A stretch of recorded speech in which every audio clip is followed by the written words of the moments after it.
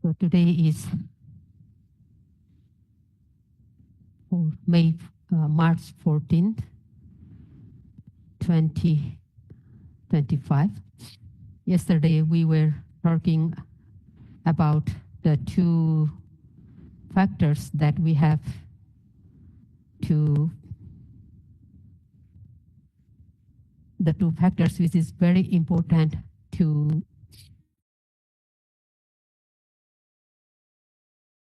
have a quick progress in the practice, that is Satatsa-Kriya, continuous observation,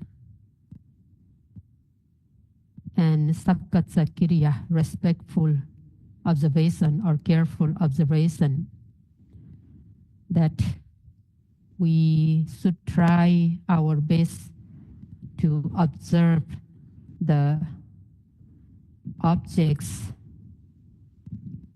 continuously, one object after another object, and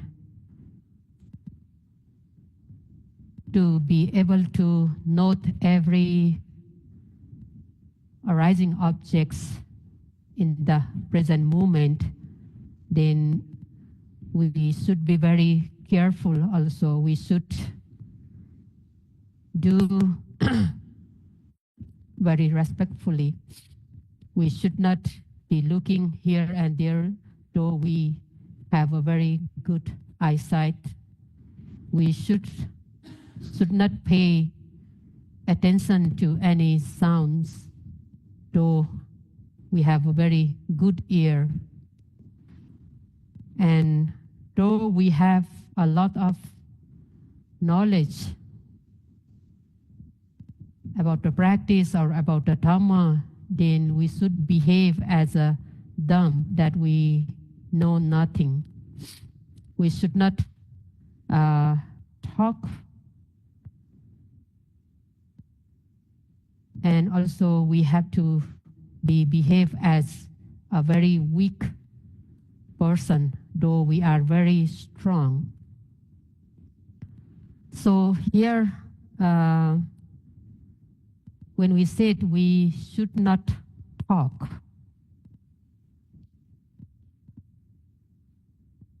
then we have to know about this clearly.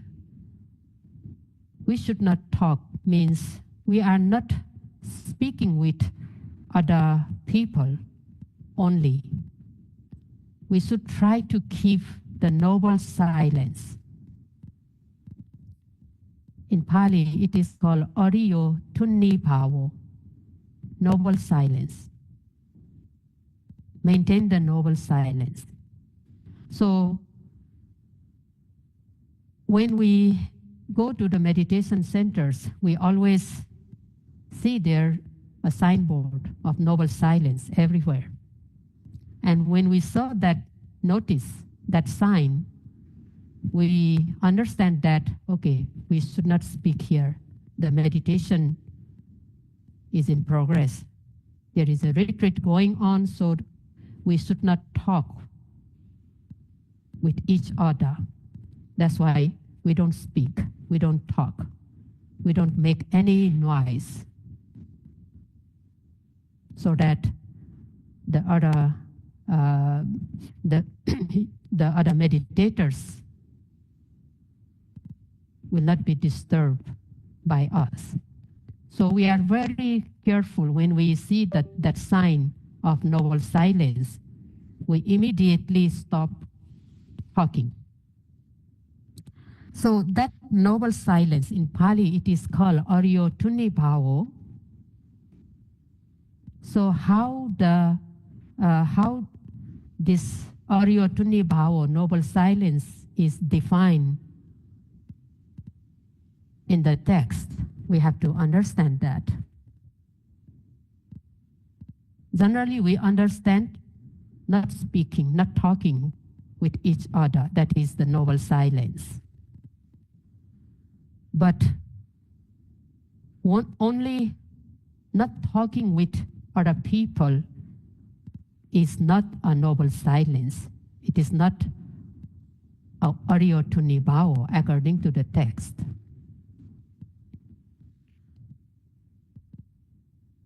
Though we are not talking with other people, if we are still talking in our mind, we are talking ourselves. If we are thinking, if we are imagining, fantasizing, if we are planning, judging, if we are analyzing, if we are reflecting, then though we are not speaking, but we are still talking in our mind. And then it is not a noble silence. So in the text, it is said that samatha vipassana bhavana putang akathanang. That is the meaning of noble silence, Ariyo Tunhībhāvo. Means either samatha meditation or vipassana meditation. If we are noting, if we are observing either the samatha object or the vipassana object, then that is the noble silence. So what does it mean? It means, especially in the retreat, if we are keeping noble silence, then we have to observe the objects. As we are practicing here Satipatthana Vipassana meditation, we have 4 great objects: Kaya, body; Vedana, feelings; Chitta, consciousness; and the Dhamma. So we should try to observe those objects. And among these 4 objects, we should try to focus on the most obvious one. The most obvious object occurring at that very moment, we should try to observe. Then we are keeping a noble silence. So yesterday we heard about noting continuously without any break. The notings should be uninterrupted. The first noting should be followed by the second one. The second should be followed by the third one. And third should be followed by the fourth, and so on, to make continuous. So same way, if we are keeping the noble silence, Ariyo Tunhībhāvo, then we should be observing the objects one after another continuously. We do not have a time to think about that object. Whenever the object occurs, sometimes we are curious about that object. What is going to happen? What is going to happen if I observe this one? How will it change? So we have many curiosity regarding that object. If we are thinking about the object instead of noting it immediately, then we lose mindfulness. There is no mindfulness. That means there is no noble silence. So we want a very quiet place for meditation. And we think that if I got to practice in the very quiet place, very, very quiet place, I will progress in the practice very quickly. So we think that way, and we always want to have a very quiet place. Yes, if we got that type of very quiet place to do meditation, then that is very good.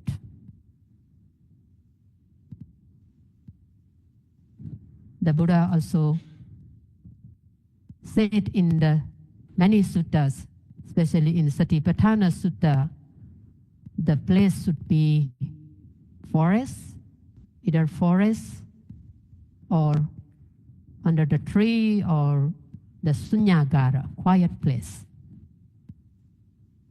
So we always wish to practice in the very quiet place because we want to progress very quickly in the practice. We want to gain the knowledge very quickly. But though we are practicing in the quiet place, if our mind is not quiet, then that is not very fruitful, practicing in the very quiet place. So if we do not get a chance to practice in the very quiet place, we are practicing in the city center where many houses, where many people, where we can hear many sounds, the car sound, people talking sound. But if we still can note the objects occurring at that moment, then that is more beneficial. So the most important thing here is to keep the noble silence.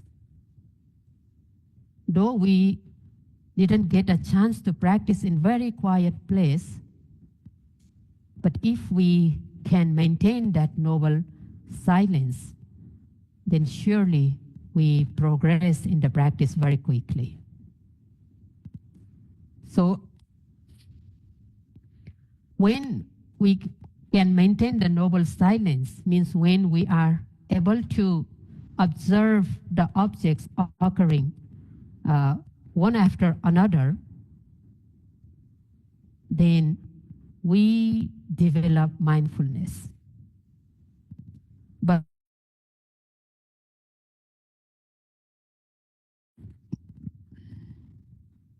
to maintain that noble silence again, or to be able to note continuously, then we again need effort, viriya. So at the beginning of the retreat, we heard about this viriya, effort. Everywhere, the effort is very essential. We have to put effort, we have to try. We have to try so that we will be able to note the objects continuously. If we don't try, if we don't put effort, if our mind is not very active, very alert, then we won't be able to note continuously. So here again, effort is very essential. Effort is very important factor in the practice, especially at the very beginning of the retreat. If we keep on putting effort, if we keep on noting the objects by applying effort, and if we are again focusing the object, aiming the object, then the noting mind will not run here and there. The noting mind will fall directly on the object. Many times we may fail. Many times we may fail to observe the every arising objects, but because we are very active, very alert, we are applying effort, we come to know that we forget to note, we fail. And then again, we exert effort so that next time we won't fail to note. So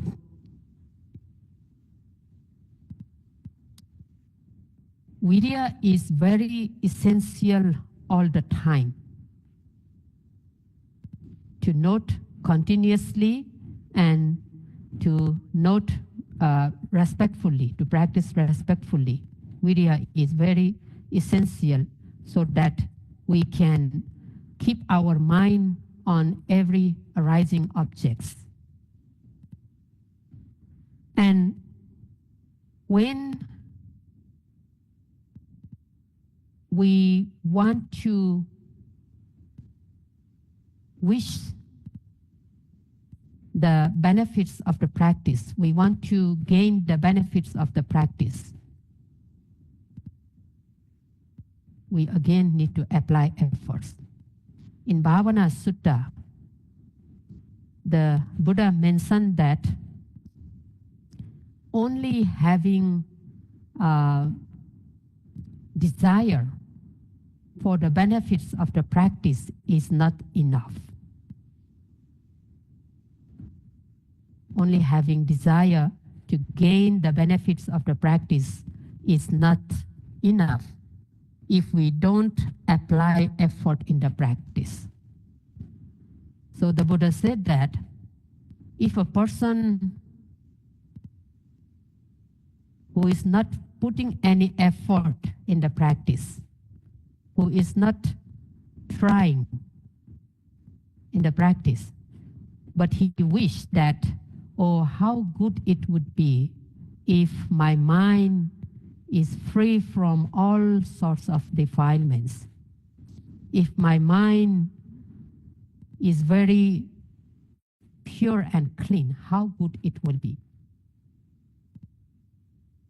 But that is not going to happen, the Buddha said. Why? Because he is not putting any effort to be able to observe the objects continuously. Continuous practice is very important, and to be able to practice continuously, effort is very important.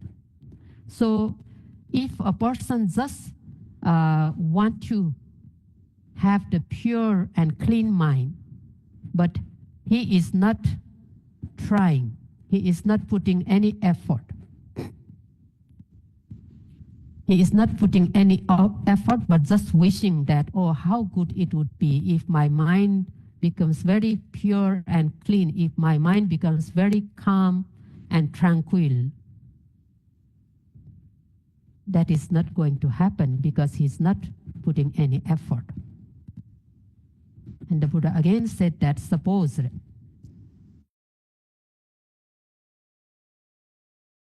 there was a hen with 8 or 10 or 12 eggs. And this mother hen, she had not properly sat on those eggs to keep the eggs warm and incubated. But the mother hen always wished that, oh, how good it would be if my chicks break out the eggshells with their claws and beak and hatch safely. How good it would be. The mother hen always wished for that. But she is not sitting on the eggs to make them warm. Though she is wishing that her chicks break out the eggshells and hatch safely, it is not going to happen. The reason for that is because the mother hen, she did not properly sit on the eggs to make them warm. On the other hand, if the mother hen sat properly on the eggs to make them warm and incubated, then though she did not wish for the safe hatch, though she wished, but surely her chicks could break out the egg cells and hatch safely. So in the same way, if we wish to gain that of the practice, if one wish to have a pure and clean mind, then he has to practice. He has to put effort in the practice. He has to put effort. He has to practice continuously. Then, though he does not have any wish for the benefits, because he is applying effort, he is trying his best in the practice, noting continuously and respectfully, he will gain the benefits of the practice surely.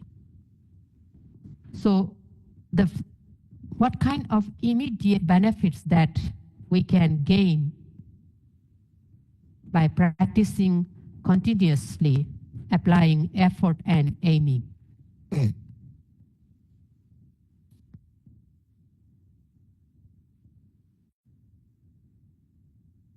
When the noting mind falls on the object arising in the present moment, mind just falls on that object and stay on that object, then there is no any other burden, because so that we apply effort and aim the object, the mindfulness occurs. And if we able to note one object, there is one mindfulness. If we able to note the two objects, then there is two mindfulness, and so on. So first benefit is we gain mindfulness. We develop mindfulness. And once we develop mindfulness, samadhi concentration will also develop. So first, we have to gain momentum of mindfulness. We have to gain the momentum. Therefore, every moment, every second, we should be noting one object after another continuously. So noting is something like a recording. We are recording the objects, one object after another. At the beginning of the sitting, we focus on the main object, rising and falling movement in the abdomen. Continuously noting rising, falling, and after maybe 2, 3, 4 notings of rising, falling, the mind wanders. Because the mind is very alert, then the mind immediately realizes this wandering mind, and then noting the wandering mind as wandering. And once the wandering mind noted, it disappears very quickly. Because at the beginning, the mind is very active. We can see the wandering mind doesn't stay for a long time. It disappears very quickly. And then again, the noting mind returns back to main object, rising, falling. After noting few times, again the mind wanders. The noting mind realizes it quickly because of the effort, because of the active mind. So we have to maintain that active mind also. We should try to keep the mind active. But sometimes,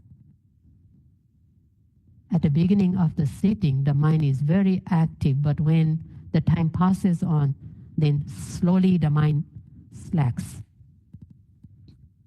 And if we don't realize that, though we think we are focusing on the main object, but the mind is not on that object, wandering somewhere, but we come to realize only later, sometimes after the whole story finished, and then we know, oh, my mind was wandering somewhere. That is because when the mind slept, we did not realize that. We did not notice that. So in that case, we have to boost our effort again. We have to make our mind alert again, try to focus again. So if we can do that way, then we would be recording the objects one after another. That recording is, in the Pali, it is called like a sanya, is a perception.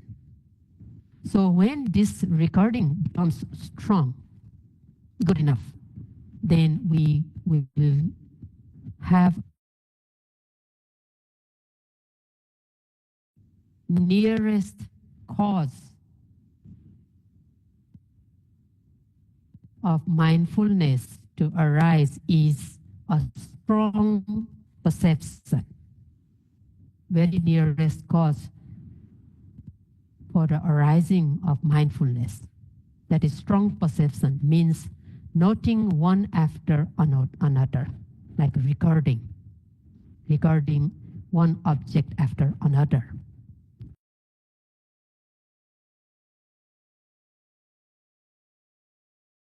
Try to note every object one after another continuously. Many times we forget, many times we miss, but we try again.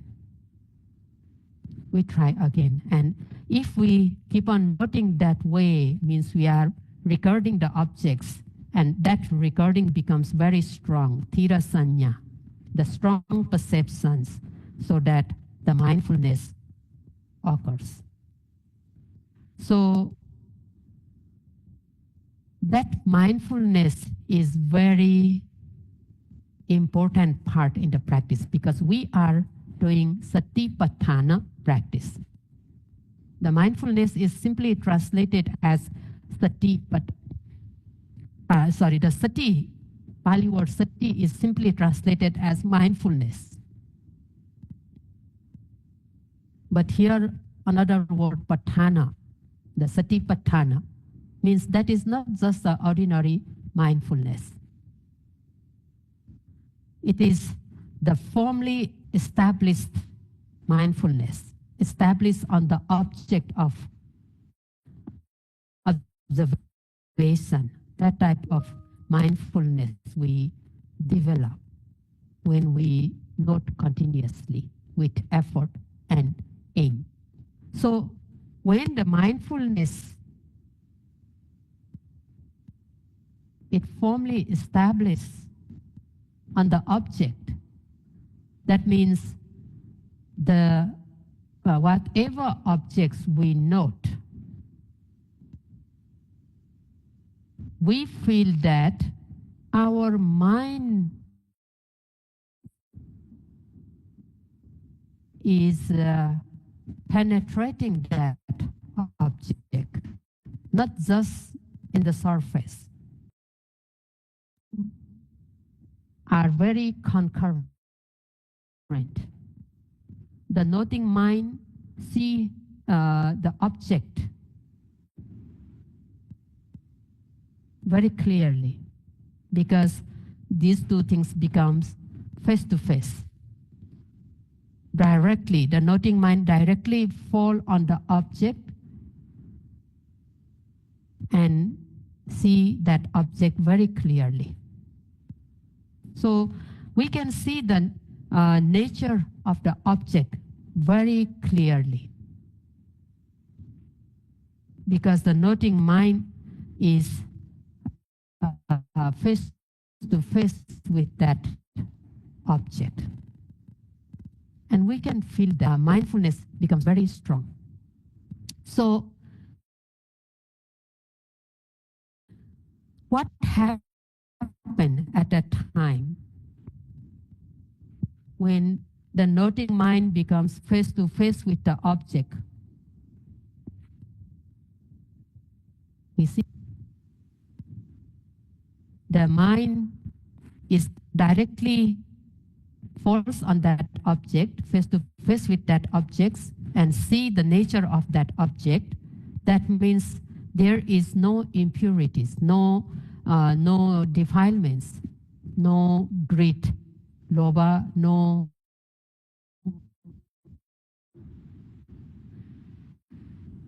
hatred, aversion, dosa, no delusion, moha objects, very clear-cut manner.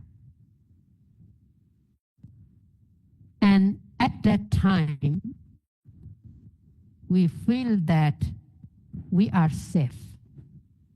We are safe. We are protected. Because those impurities, those defilements are like enemies. They are dangers. We are free of dangers. We feel very safe and protected. That is because of the good mindfulness. When there is a very good mindfulness, the mindfulness sentiments, it will not let the defilements enter into our mind. It will not let. So the mindfulness is like a gatekeeper or a security guard. A security guard will not allow everyone inside. He will check. If a person seems good, then only he allowed. Otherwise, he will not allow. In the same way, when we have a very strong and good mindfulness, then the noting mind and object are face to face, and so the defilements, the impurities, the dangers will not have a chance to enter into the mind. That means our noting mind is protected, very safe. We feel very safe. When there is protection, then we feel safe.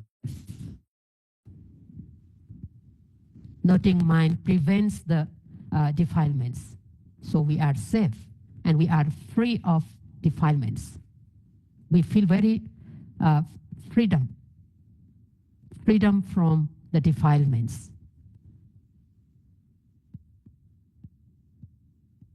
So we feel that because of that mindfulness. So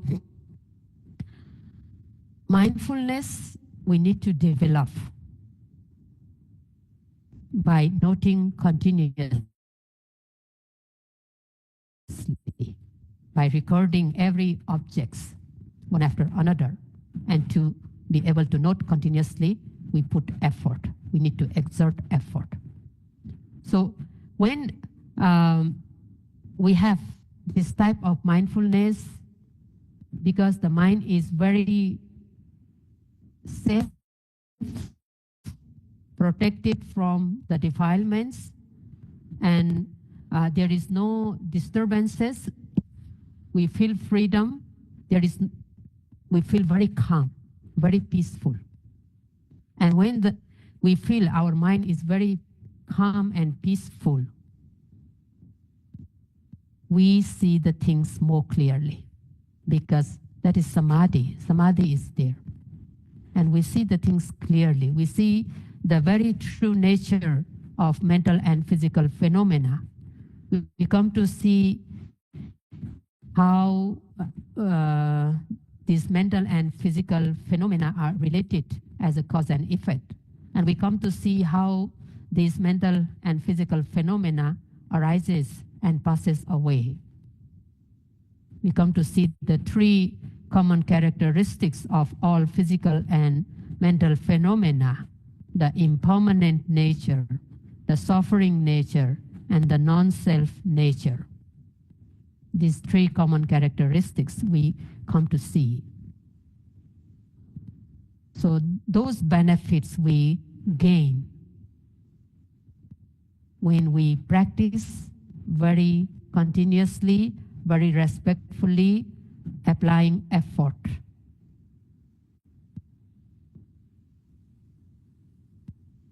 Therefore, to gain the benefit of the practice, these are actually the immediate benefit we gain. If we are able to note for 1 hour, in this 1 hour sitting continuously, we gain that benefit. If we can observe the objects for 2 hours continuously, we gain these benefits. But again here, the wandering mind is not a problem. We have to understand that also. We feel that the mind wanders a lot, so I cannot focus on the primary object and other objects. The mind has a nature, wandering here and there. But what we have to do is we have to note that wandering mind immediately. Then we have a good mindfulness. Noting wandering mind, also, we are developing mindfulness. So every time, we don't have a time to think about the object. What is this object? Why is this object? How is it? What is going to happen? We don't have a time to think all those things. If we are thinking, then though we are not talking with others, but we are talking ourselves, and we are not maintaining noble silence, so we don't develop the mindfulness. So noble silence helps to develop mindfulness. Noble silence, noting all arising objects, one after another. We just need to try. Slowly, slowly, we will be able to note all of them. So may you all be able to maintain the noble silence in order to develop a very good and strong mindfulness, so that this practice very quickly. That's all for today.